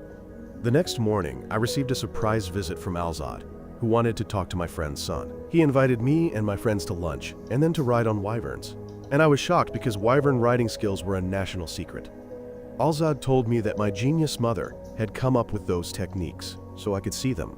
He grew nostalgic speaking of her and then left. And just then, Sildonia stepped out, saying that Alzad possessed a great deal of magic, and that he might even be able to use special grade spells someday. After that, I went to dinner with him and brought Miranda along, instead of my uncouth friends. But as soon as we approached the dining room, I sensed a strong and evil presence. I quickly rushed into the room and saw blood splattered everywhere and Alzad's corpse lying on the table with a demon woman standing before it. I furiously yelled at the demon, fully aware that I was facing humanity's greatest foe. I believed that not many people of the current generation knew how strong demons were, and most of them wouldn't even recognize a demon if they saw one. However, I could tell from the horns on the woman's head and her terrifying aura that she was a demon. I myself was quite tense because I wasn't ready to fight a demon, but I didn't have much of a choice. The demon woman sighed before unleashing her claws, and then lunged at me, who rushed to meet her. I used my arm as a shield to block her claws, and then struck her with a magical blast. The demon recoiled a few steps due to the injury, but while I confidently mocked her, I knew I was at a disadvantage. I had no sword or armor, and I couldn't use much magic either. Fortunately, the guards ran there just then, and as soon as the demon woman saw them, she fled. I couldn't even try to stop her, but I was really curious why a demon would run away just because a few more people showed up at her location. Anyway, I turned my attention to Alzad's corpse, and it wasn't long before I discovered that many soldiers and staff at the embassy had been killed, but no one saw or heard anything until later. Meanwhile, Go was learning the science of creating Golem from Sildonia, and she was impressed that he was so intelligent for his age. This made Go curious about Loy's age, but before Sildonia could say anything, Lisa arrived to invite them both for tea. As they had tea and snacks, Go asked about me, and Urza told him that I had gone to lunch with a high-ranking man from the Empire, but because they were an unruly bunch, he didn't take them along. Meanwhile, Saran kept sighing because he still hadn't gotten an answer from Gazas about his new sword. He suddenly had an idea and asked Go if he had heard about a sword comparable to mine that Gazas had mentioned. Go thought he must be talking about the holy sword Rand that was forged in Karen 2,000 years ago by a legendary dwarf blacksmith. It was said that the hero Randolph used the sword to slay the demon lord of his time, and it got its name because of the hero. Go said the sword seemed to still be in the city, and Saran was excited to hear this. Go believed the sword would likely belong to a governor, and Saran began devising an evil plan to acquire it. However, Go warned him that the sword was a national treasure, and he wouldn't get it so easily. Saran didn't listen to him, and instead asked the boy if he had any real enemies. Unlike the debt collectors he faced yesterday, Go didn't understand him, and Saran said that the house was surrounded by 10 people with intense, murderous intent.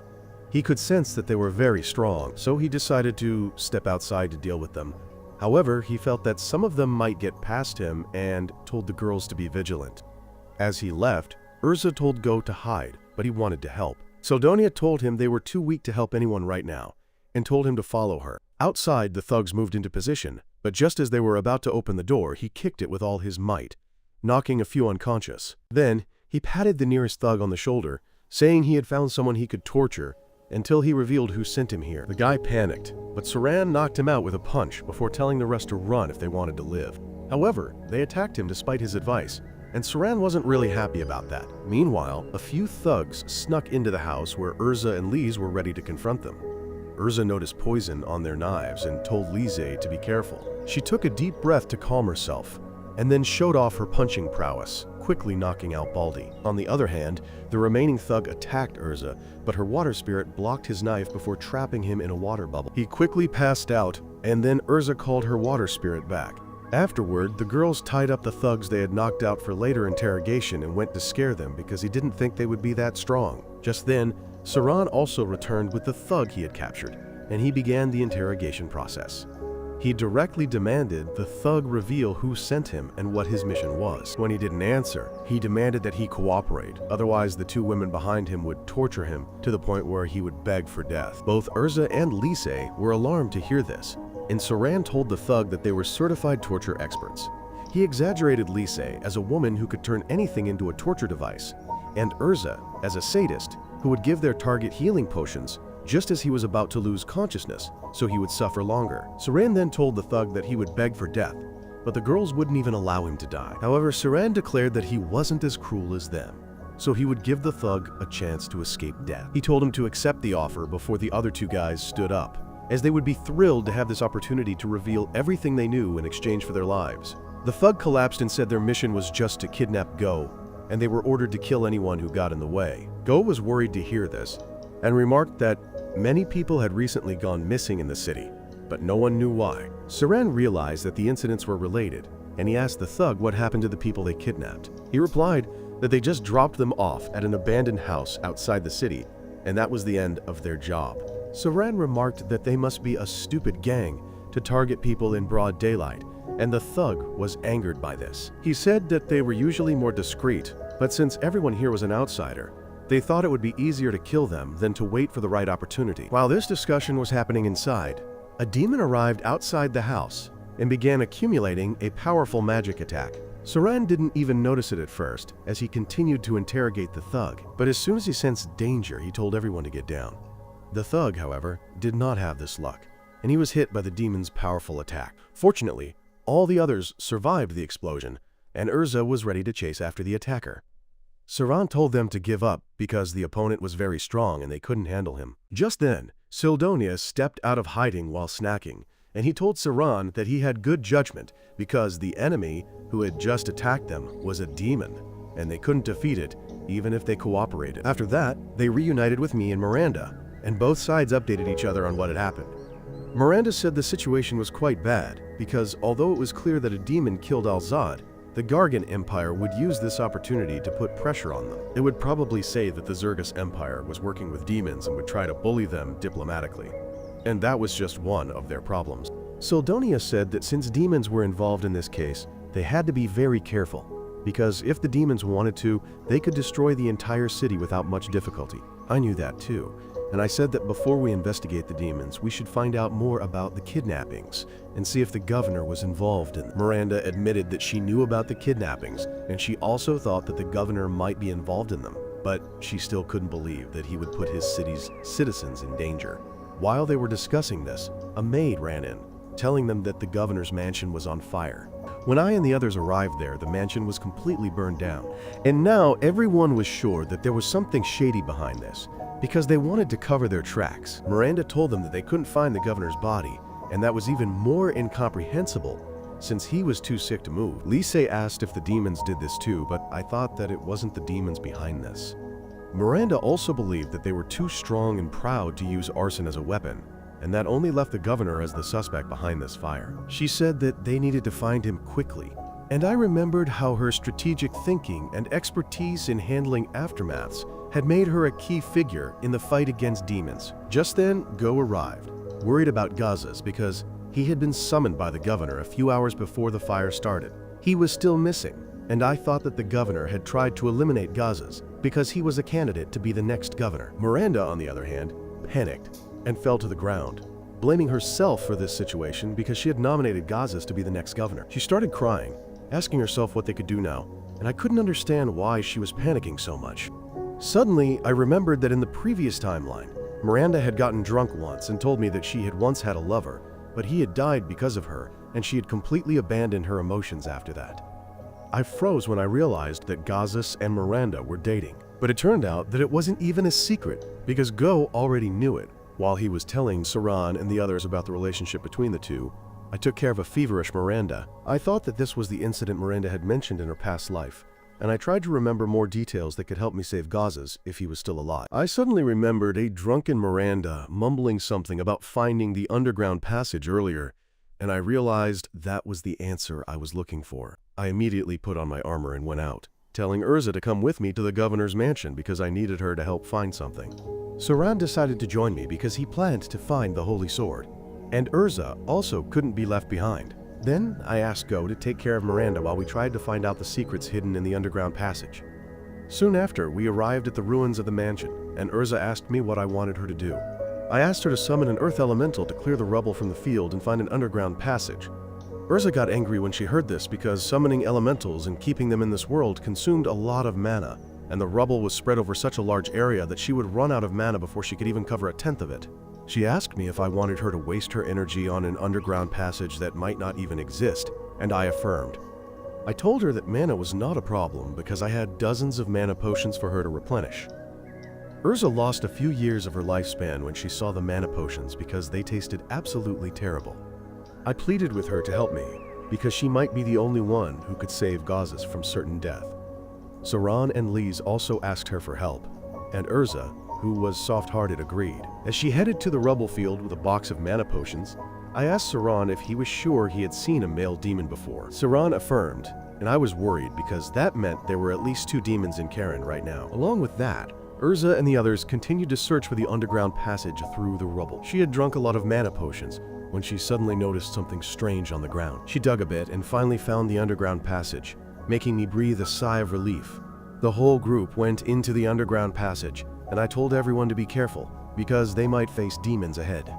Saran replied that the male demon felt extremely powerful, almost as strong as his mother when she was serious.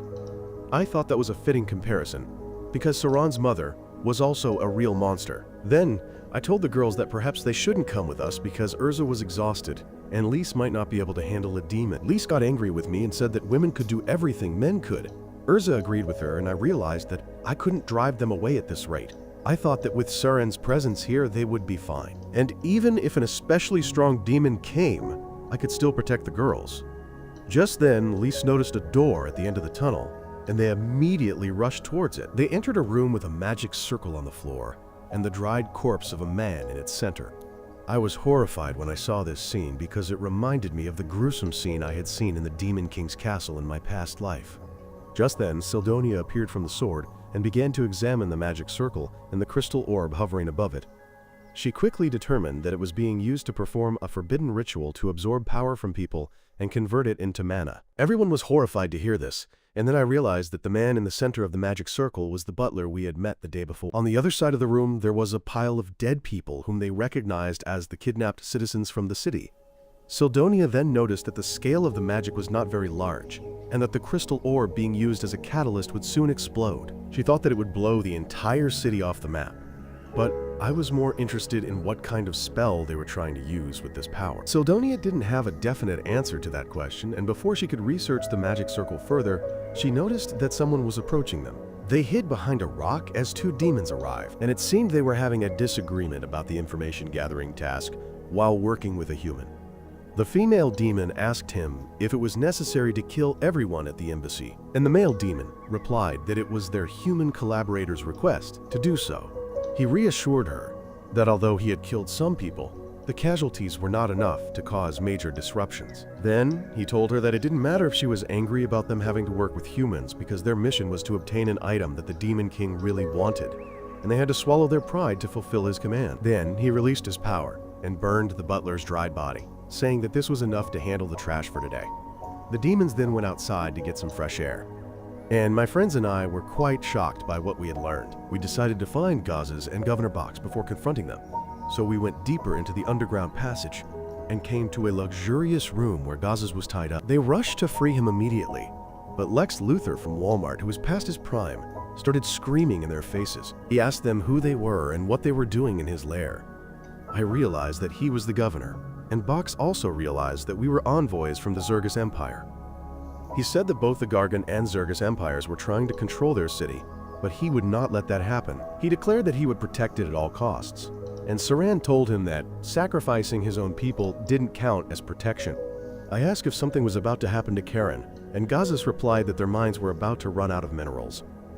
Box panicked at this and asked Gazes not to reveal their secret. However, the blacksmith stated that it was too late to hide the truth. He said that once the mines died, the city would lose its value. The blacksmiths would disperse, and Karen would lose its autonomy and become fully part of the Zergus Empire. Box Luthor said that he would not let that happen, but then he started coughing violently. Sildonia realized that he had at most 2 months to live, and I thought that the demons had taken advantage of his weakness to draw him to their side. Just then, the male demon arrived, calling me a racist for thinking that demons manipulated weak humans. He said that they only offered the old governor a deal, and he accepted. He said that the demons offered to perform the forbidden ritual which would create more ore in the mines, and I asked him what he got in return. The demon replied that their king wanted the holy sword Rand, which had been used to defeat a demon lord in the past.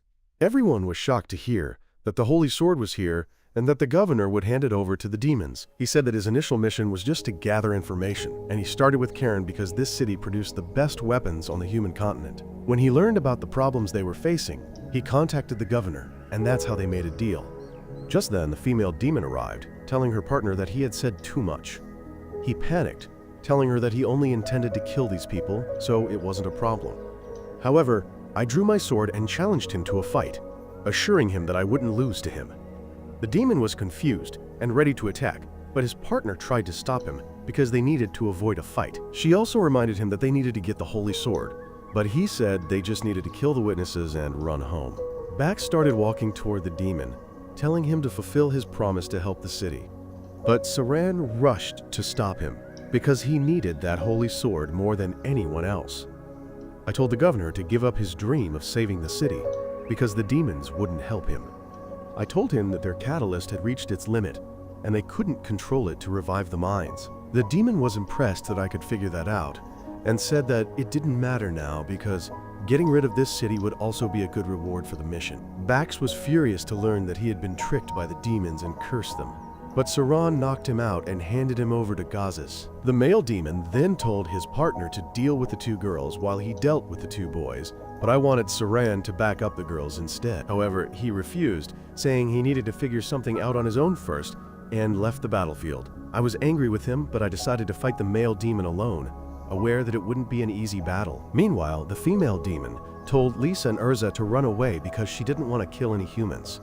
They thought it was a trap, but she told them that she didn't need to trap those weaker than herself. Well, Lisa and Urza took it personally, and Lisa attacked the demon girl, only to be kicked away instantly. The demon girl then attacked Urza, who somehow dodged her initial attack and summoned a fire spirit. She attacked the demon girl, but she easily dodged everything and delivered a strong kick to take her down. Meanwhile, Saran just watched everything from the sidelines and still engaged him, asking if he was going to help his friends. Saran believed that the demon girl wouldn't kill Urza or Lisi, so he could let them get beaten up to learn a lesson. Instead, He was more curious about a small red cube that he had taken from the governor's pocket when helping him earlier. Sildonia examined it and found that it was a magic device that could be used to conceal other magical items. Saran told her that when the demon mentioned the holy sword earlier, Bax had looked behind him, and he had realized that he was hiding the sword nearby. The Sildonia was impressed with his observation skills and told him that his theory might be correct.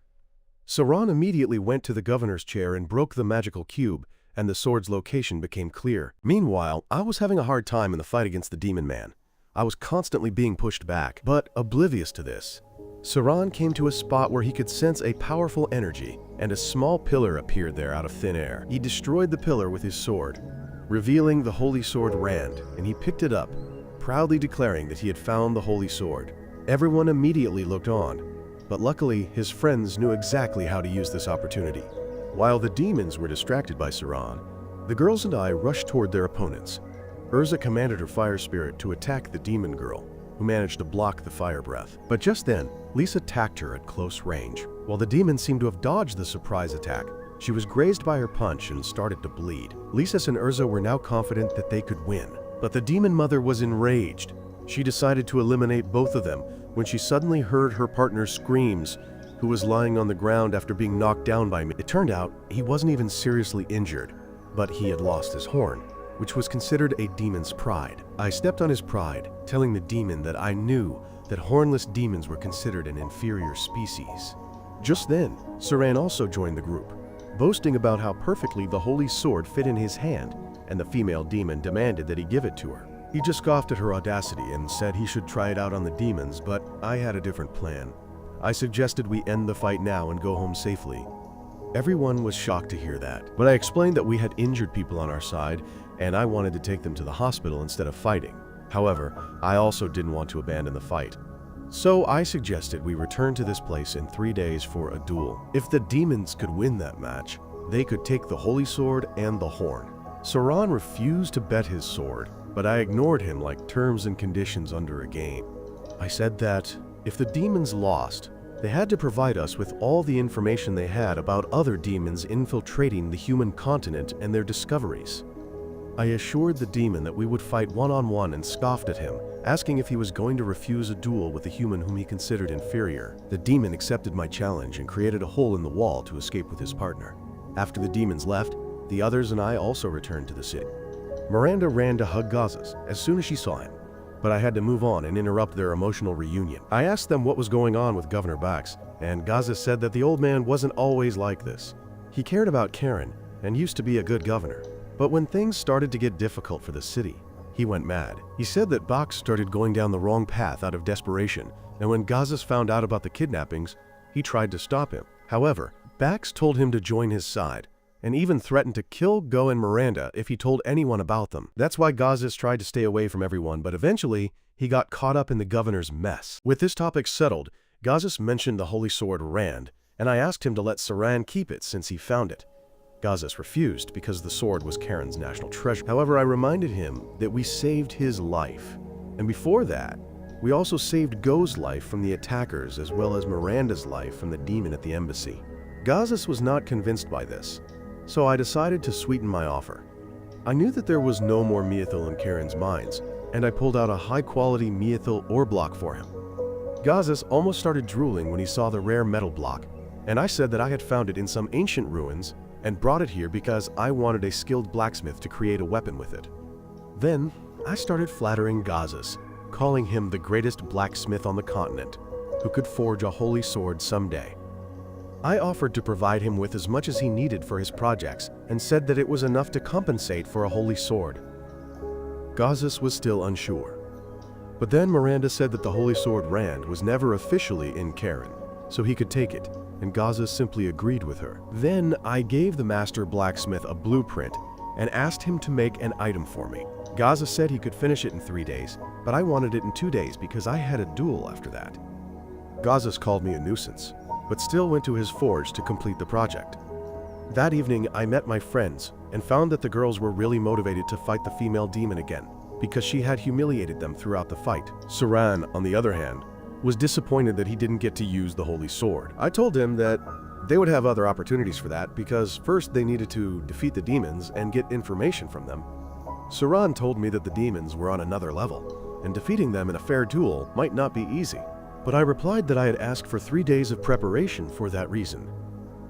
The next day, Sildonia and I went to the underground area again, and Sildonia suggested that she drain all the magical power stored in the catalyst before it exploded. However, I asked her if she could transfer that power to the heart of the divine dragon, because it might be useful later.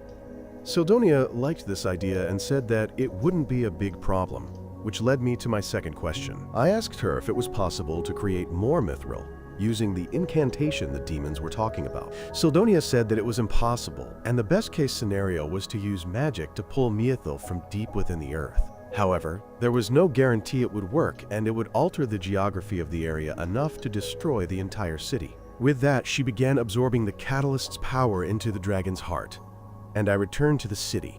I spent time observing Urza and Lisa's training and visited Gazes to remind him of the deadline. 2 days passed like that, and on the eve of the match, Saran was snoring peacefully, but that made Sildonia twice as worried. I told her that it was good that Saren was relaxed, because we might need his help to defeat the demons tomorrow. I said that we currently needed information about the demons more than anything else, because that could help us win the war in the future. The next day, my friends and I went to the underground passage, but because the fool had forgotten to specify the time for the duel beforehand, the demons had not yet arrived. The girls decided to take a tea break while waiting, and I asked them if they had any plans for the battle with the demon woman. As they were talking about their plans, the demons arrived, and they were somewhat disgusted to see them relaxing while they were about to fight much stronger enemies. I tried to act like an idiot with cookie crumbs on my face as I challenged the demons. The female demon asked if I was trying to insult them, but her partner had learned from the past, and he told her that I was just trying to make them drop their guard by acting like an idiot. Well, seeing my provocations had no effect, I had decided to get to business. However, before starting the duel, I told the demon that we should go to a more open place, as 2 battles could not take place simultaneously in the cramped cave. The male demon agreed to my suggestion, confident that he would utterly destroy the human even if I had a few tricks.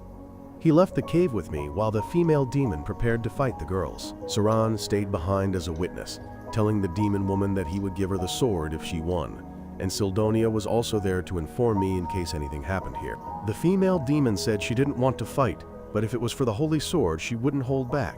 She unleashed her full power, because this time, she didn't underestimate Urza and Lisa, and then demanded they surrender if they wanted to live. When they didn't surrender, she immediately rushed at Lise, forcing her to defend herself against a barrage of punches. As Lise escaped the demon woman, Urza summoned her fire spirit to attack her. The demon woman easily dodged it, and the fire attack headed towards Lise, who had hidden behind a rock pillar to protect herself. The female demon found their behavior a bit suspicious, but she decided to deal with the magic user first. She lunged towards Urza, using her fire spirit as a foothold to leap. However, Urza used an artifact to summon an earth spirit that blocked her attack and grabbed her arm. The demon woman hadn't expected this, and Lise took advantage of the opportunity to launch a surprise attack on her. However, the demon retaliated with a sharp kick that almost scratched Lise, but still made her tremble. As Lise tried to regain her composure, the demon woman broke the earth spirit's arm and attacked Urza, knocking her down. Sildonia remarked that the demon was much stronger than the girls and told Saran to help them, but he believed in true gender equality and said that women should face their enemies themselves instead of relying on men. Furthermore, he remarked that the situation wasn't too bad as Urza and Lise still thought they could win. The demon woman attacked them again, and Urza summoned another earth spirit.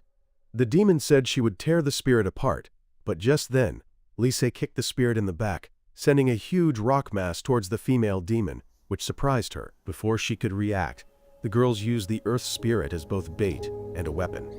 Lise delivered another powerful punch, shattering the rock and hitting her in the stomach. Enraged, she charged forward to end the fight, but Lise stood still until the last moment before delivering another devastating punch to her stomach, forcing the demon to her knees. At the same time, the male demon and I arrived at an isolated room to begin the duel, and the demon suspected a trap was waiting for her. On the other hand, the battle between the demon mother and the girls was not over yet. Despite being injured, the female demon lunged at Lise, almost gouging out her eye, but Lise dodged her attack and dealt a critical blow to her body, forcing her to retreat. Then, she dodged aside, allowing Urza to attack the female demon with her fire spirit's strongest attack. As the demon was engulfed in flames, Lise and Urza celebrated their victory and returned to their friends. However, the female demon was not dead yet, and she stood amidst the flames, waiting for the right opportunity to attack. However, before she could begin the second round of the fight, she wanted to know how Lise had dodged her attacks because she was faster than any human. Lise thought for a second and then called the demon woman a one-trick pony. She explained that her movements were actually simple and predictable. Urza agreed and said that she fought better when she held back. The girls told the demon that perhaps this was the first time she had gambled her life, which meant she lacked combat experience. They added that she looked very serious in real life, and that reflected in her fighting style, making her easy to read. The demon woman was truly embarrassed by this, but she realized that the girls weren't lying. So when they told her to prepare for round 2, she simply conceded that she had lost. Urza and Lise were confused by this, and the demon told them that she wasn't afraid of losing or dying, but the demon lord had ordered her to return alive. Now that she had lost once, she couldn't risk fighting them again, as that could end with her death. She surrendered to them, even though it broke her pride, and asked what she should do now. Urza and Lise didn't know what to do, and they wondered if they should let the female demon go since she didn't seem to cause trouble. However, Saran yelled at them from behind and asked if they were really foolish enough to let a demon go free. The girls understood this, but Lise kept saying that only Saran could be heartless enough to kill a surrendered enemy. He got angry with her for this, but Urza ignored both of them and remembered that I wanted some information from her about the demon spies. The demon woman told them that she and her partner were the only ones sent by the demon lord, and if anyone else came to human territory on their own, she knew nothing about it. The girls didn't know what else to ask her now, and the demon said that if one of them was a boy, she would sleep with him to pay for losing. The girls were confused to hear this, and then the demon woman said that perhaps she could sleep with me instead of them. Well, neither Lise nor Urza would tolerate that, and they told the demon to leave immediately. She started to walk away, but then stopped midway to ask the girls if they wanted to at least introduce themselves before parting ways. Lise and Urza introduced themselves, and then the demon woman told them her name was Yuriga. Yuriga left with that, and she was still found to be quite polite for a demon. However, when she started to boast about demons her age to Saran, she found that he had disappeared from his seat. He was running towards Yuriga with his sword, telling her to let him try his weapon on her. On the other hand, before my battle began, the male demon asked me where his horn was. I showed him that I was carrying the horn and that he could have it if he wanted. The demon was pleased to see this, and he was ready to fight. I decided to get close to him and end the battle before the demon had a chance to spam his magical attacks. I enhanced my physical abilities and charged, but the demon didn't move. Instead, he used his arm to block my sword to hold me in place so he could attack me at close range. I somehow dodged the full impact of the attack, but I was still badly wounded. I realized that the demon was using his full power this time, and I couldn't win with the strategy I had prepared beforehand. The demon realized that I was having other thoughts, and he proudly declared that he had killed countless humans like me in the previous war between demons and humans. Then, he started spamming his magic orbs at me, who could only dodge them. I still took some hits and decided to risk it all to close the distance between us. However, the demon simply used force to his advantage and pushed me against the cave wall. As he stepped towards me to finish me off, I suddenly had an idea. I took out the demon's horn, threatening to smash it if he moved. The demon said he valued his horn, but not enough to sacrifice his life for it. But I thought he was lying. I called him a liar by tossing the horn into the air. And while the demon was distracted by it, I tried to stab him and pushed him all the way to the other corner of the room. However, I had intentionally missed the demon's body completely, because I had another plan in mind. Suddenly, the wall behind them collapsed, and the demon was almost pushed off the edge into a river of lava. Without missing a beat, I attacked him from behind, but the demon dodged my attack and pushed me back with his attacks. He even disarmed me and told me that no matter how good I was, a human could not defeat a demon. He prepared a massive magic orb to finish me off. But then, I suddenly pulled out a vial of Diddy serum from my pocket and threw it at the demon. At first, the demon didn't even realize what was happening, but then he found himself unable to move his hand. It turned out that the Diddy serum was actually super glue, and now the demon couldn't move from his spot. But that wasn't all. I had another surprise prepared for him, and by chance, it was lurking right behind the mound of earth he was leaning against. I grabbed a chain and pulled it out of the lava before swinging it towards the demon. The demon shrieked in pain as Ghost Rider's red-hot chain tightened around its body, but it was confident it could break it with magic. However, I told him that magic would not work on the chain because it was made of mithril. The demon was silent when it heard this, but then I pointed my sword at it and demanded that it answer all my questions. The demon surrendered and told me to ask my questions. First, I asked if the current demon lord truly desired peace with humans. The demon affirmed, saying that the current demon lord was Ruiza, the daughter of the previous demon lord. She had some interactions with humans in the previous war, and she didn't hate them as much. Meanwhile, an invisible bug was hovering in the room, but the demon noticed it, and he kept track of its movements while answering my questions. I asked him if there were any demons who opposed her, and the demon replied that there were many demons who wanted war, and they were the ones who forced Ruiza to send them here. Then, I asked him if the warmongering demons were trying to overthrow the current demon lord, and he replied that Ruiza was incredibly strong, and that defeating her would not be easy for anyone. For my last question, I asked the demon if he had met a hornless demon with black wings who was a candidate to become the next demon lord. The demon replied that no one would accept a hornless demon as their king, and above all, he didn't know of any black-winged demons strong enough to be candidates. I had heard everything, and I decided that the demon was no longer useful to me. I decided to finish him off, but the demon begged me to stop, offering to arrange a meeting between me and Ruiza so I could speak to her directly. I liked the offer and lowered my sword, but the demon had no intention of genuinely cooperating with me. He ordered his invisible bug to attack me from behind, but I slashed it in half without looking. I told the demon that he had stared at the bug so intently that I didn't even have to turn around to strike it. I knew that the demon could create these invisible insects called killer bugs to perform stealth attacks on his enemies, killing them without leaving any trace. The demon was shocked by this and asked how I knew about his power, and I surprised him even more by revealing that I even knew his name. I told the demon named Ganius that we had met before, and he was utterly confused by this.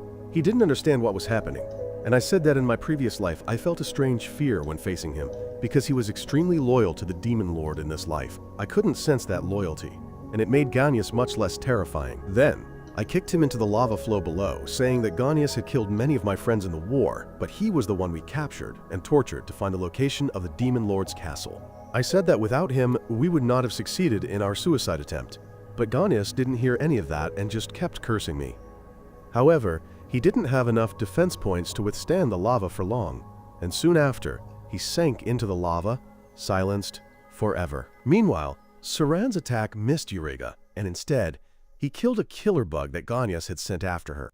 The girls ran over, scolding him for trying to kill an unarmed opponent, but Saran told them that he had actually saved her life. Sildonia examined the remains of the killer bug and realized that the male demon had sent it after Euriga. She agreed with me, thinking that he wanted to silence her so she couldn't tell the demon lord or anyone else that he had lost his horn to a human. While everyone bonded over their hatred for Ganius, Lisa complimented Saran, saying that despite how he looked, he was actually a good person. Saran heard the compliment. But the truth was that he was actually trying to kill Euriga and instinctively changed his target when he sensed the insect's presence. However, Euriga believed that he wanted to save her, and she told him that she owed him one. Saran immediately tried to collect on the debt by inviting her to a movie and to relax, but Lise elbowed him hard to make him shut up. Euriga just scoffed at this and walked away, telling everyone that she would remember them, even if they never met again. The girls began talking about how Euriga would probably be much stronger if they met in the future, but Saran was wondering about my command not to let the female demon escape. However, he couldn't just chase after and kill her after everyone thought he had saved her once, so he decided to find an excuse to appease me later. The next day, as Saran was swinging his new sword to get used to it, I suddenly asked him what he thought of demons. Saran replied that they weren't as scary as the stories told, even though they were stronger than most people he had met. He felt that they were no different from humans, and I replied that I thought the same. I started to wonder if this was one of the reasons Saran let the demon woman go. Yesterday, when I first found out that Saran had let Euriga go despite my instruction to finish her off, I was very angry. However, now I was sure that she was not a bad person or a threat to us, because Saran would not have let her go in that case. As I was thinking about how temporary peace had changed both humans and demons, the girls arrived. I was concerned about their wounds after the fight with Euriga, and the girls became embarrassed as they told me they were perfectly fine. Then, I went to Go's house with Sildonia. While he went to talk to Gazas, Go asked Sildonia to come with him because he had something important to discuss with her. I checked on Gazas, who had recovered from last week's incidents. Gazas knew that I would be leaving the city the next day, so he had prepared farewell gifts in advance. I was amazed to see scabbards for me and Saran, and Gazas said that they were made of my mithril so they could perfectly hold their holy sword. On the other hand, Go asked Sildonia to stay with him forever, And he wasn't just talking about her learning magic technology from her.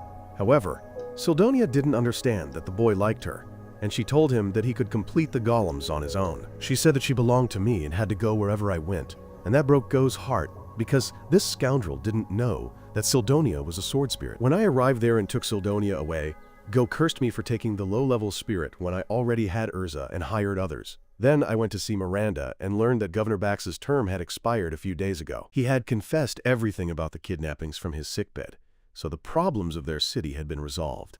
But Miranda was worried about a bigger problem, which was the massacre at the Gargan embassy. I also knew about that, and Miranda said that Gargan would surely blame the Zergus Empire for the massacre. And since Empress Ma was also canceling her engagement at the same time, they would surely take hostile actions. However, Miranda believed that they would somehow manage because Gazas had officially accepted the offer to become Karen's governor, but on the condition that he could smith as much as he wanted. Then, I suddenly became a detective and asked Miranda if she was behind the debt problems Go had been having recently. She was surprised by this accusation, but I explained my reasoning. Since Gazas was avoiding her, due to threats from behind the scenes, she had grown impatient and decided to use Go as a tool to get closer to him. She let some shady individuals lend him money and then waited for them to target Go so she could save him and gain Gaz's favor. Miranda was flustered because my theory was correct, but fortunately, I had no evidence. She was glad that I couldn't ruin her relationship or reputation, but I had no intention of doing so anyway. I told Miranda that if she felt guilty about her actions and wanted to make amends, she should keep Go's Golem Restoration Project a secret from everyone, including the Zergus Empire. Miranda was surprised by this request, but she quickly agreed, and I was happy to hear that. However, she wasn't sure if Go would succeed in his project, but I told her that I had invested in his project because I was confident in Go's skills. Miranda said that if successful, the golems would be a great addition to their country's strength, and she would eventually have to report it. I understood that too, and I asked her to keep it a secret until Go could create a working prototype, which would be done within the next 3 years, and then there would be no need to hide it anymore. The golems. Miranda was surprised by my words, and I told her to smile because she didn't look pretty when frowning. She was secretly annoyed by my attitude, but also felt that I was hiding something. She asked me if we had met before for me to act so directly with her, and I told her that we had met for the first time in this city. The next day, my friends and I left the city, and Saran was a little disappointed that he didn't get to try out his new sword. I told him that he would soon have the chance, but first we needed to return to the capital and report. Meanwhile, Lisa and Urza began to discuss their situation, and they were worried that it was much worse than when they were sent to Karen. Milena canceling her engagement was one thing, but the assassination of one of Gargan's most important people would definitely affect the relationship between the two countries. However, I told them that the demons were a bigger problem than this. I said that the demons might be planning to make people fight each other so they could launch a sneak attack, and the only way to stop that was to unite all humanoid races. Meanwhile, news of the assassination and Gargan's preparations also reached Milena. She was worried about the consequences. Therefore, she immediately dispatched Knight Commander Keelan and the elderly Minister August on a mission. Soon after, Lisa spotted their convoy some distance from our route, and we immediately joined them. Saran, Lisa, and Urza rode in the same carriage and passed the time by playing Uno as they had nothing better to do, while I was invited to ride with Keelan and August. August thanked me for accepting an urgent request to attend the peace conference between Zergus and Gargan, and I told her that it was simply the right thing to do. I rehearsed my lines, stating that the assassination at the Gargan embassy was entirely carried out by demons, and Zergus had no involvement. Keelan thanked me once again and emphasized that the peace of the two nations depended on me. I felt the pressure mounting, but August told me to stay calm because either we achieve peace or a war breaks out and ends with one nation being annihilated. Keelan didn't like his calm demeanor, but August told her that it was because she had never been given such a great responsibility before. On the other hand, he had been to Gargan many times and was confident that he could handle the peace conference with ease. Keelan was furious about this and commented on how August had climbed the ranks by flattering the former king, and both began to badmouth each other while I wished I could return to my friends. Soon after, they arrived at the Gargan Empire and headed straight for the capital. I wondered if I would meet one of Gargan's princes, who was once my friend and ally in my previous life. It turned out that the prince was also in the city to attend the peace conference. His two brothers were also there, and they discussed the assassination of their court mage Alzad. While the eldest prince Loki believed that it was the demons who killed Alzad, And then a warrior from the Zergus Empire fought a demon. The second prince didn't really agree with him. He believed that the Zergus Empire was lying, because no random man could be stronger than their second strongest court mage. However, the third prince Mur had a hunch that the hero of the Zergus Empire was the one who killed the hero, and the eldest prince decided to trust his instincts because he was almost always right in such cases. That evening, my friends and I attended a party before the peace conference began, and as I decided to rest in the garden, a goth beauty approached me. However, they couldn't talk for long because Prince Mur suddenly arrived, and the girl excused herself. I asked Mur if he had something for me, and the prince immediately got to the point, saying that he wanted me to serve him. I tried to politely refuse him, but Mur told me that if I didn't agree to his proposal, he would eliminate me right here. I was taken aback by this, but Mur told me that I was too capable, and he couldn't have a man like me as his enemy. That's why if I refused to become his ally, I would have to die right now. I was surprised by his words, but it was not unfamiliar to the man I once knew and trusted. At the same time, on the demon continent, Yurtiga arrived at the Demon Lord's castle and presented her report. She told the Demon Lord Ruiza that they had failed in their mission to acquire the Holy Sword Rand, and her partner had also perished. She was prepared to accept any punishment for the failure, but Ruiza just stared at her with an impassive face, hiding his true plans for the future. My story ends here. Make sure you've subscribed to the channel and turned on notifications. Thanks for watching the entire video and see you next time.